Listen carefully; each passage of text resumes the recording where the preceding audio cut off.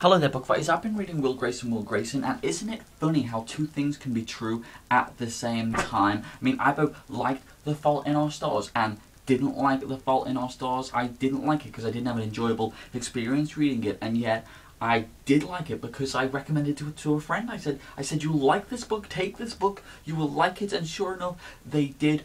Also, I both did and did not want to make a video today. I did not because, to be honest with you, I'm in a foul mood and I'd left my computer charger at home when I went home for the week, so I thought I'm going to have to do a one-take video, and that's very annoying. But I both did want to do it at the same time because I kind of wanted to vent some anger and talk into a camera, and also I haven't missed a video yet, and I felt like, you know, I made a commitment to do this, so I want to do it. Me and Sarah have arguments, discussions in the comments, and they leave me with both a feeling of enjoyment and satisfaction, but also frustration and annoyance. Also, an author can both leave clues in his or her text relating to a certain plot point that will happen later on in their novel, and still not want you to know about that plot point. Having said all of this, Peter Van Houten still can't exist as a realistic character. He is several people at once in this novel, and not many of those people, certainly not when they mix them together, make any sense. At first, he is this kind of caring in the sense of he's caring of the feelings, he's compassionate, he has empathy, but not caring in the sense that he cares about the whole thing as a, you know, the whole world in general. He is very much of the death is coming, Katie idea. But then in the second act, when they're in Amsterdam, he becomes this drunken fool who doesn't care, and instead of the novel like saying that his assistant wrote the letters, he still wrote the letters, he's just different now. He thought they wouldn't come.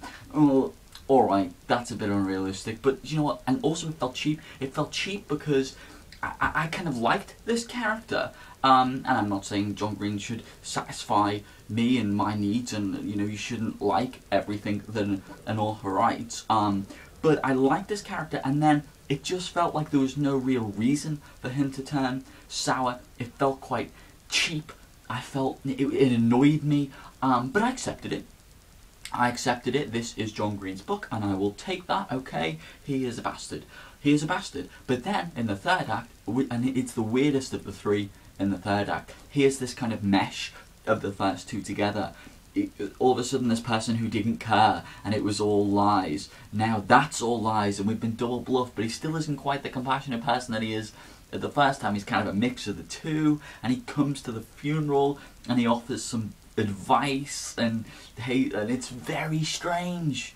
It's very strange, and it doesn't feel realistic. It feels odd. It feels out of place. He feels like a mess of a character, and I did not enjoy him in the slightest at all. Apart from the first time, I just felt like it was just weird and wrong, and I don't feel like this person can exist in real life. That probably came out much angrier than I intended it to, because as I said, I'm in quite a bad mood. But that is really all I have for you today.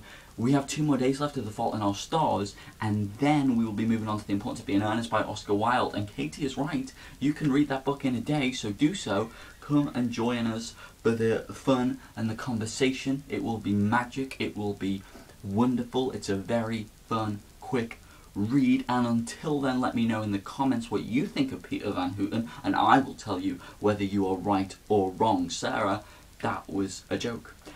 Finally, Lauren, I will see you tomorrow.